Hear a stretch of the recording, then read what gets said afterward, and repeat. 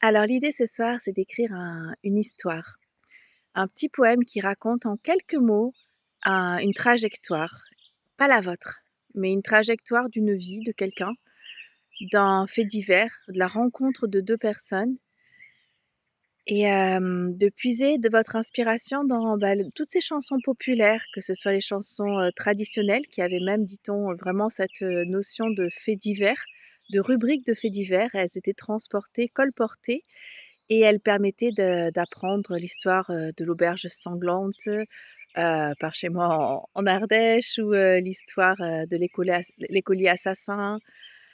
Il y a tellement d'histoires qui ont été, transmises à la postérité ainsi. C'est, voilà, c'était un et idem en anglais bien sûr, quand on voit toutes les chansons folk, la plupart sont de glauquissimes.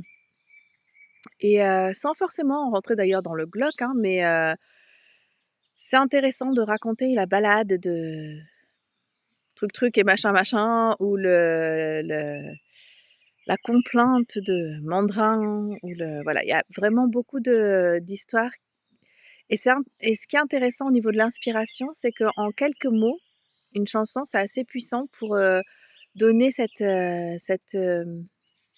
glimpse, comme une pépite d'une vie. Et de nous laisser, soit avec la page qui se ferme quand la chanson se referme, soit avec un point d'interrogation si on ne sait pas ce qui se passe ensuite. Mais en tout cas, de nous avoir offert un aperçu vers un autre, quel qu'il soit.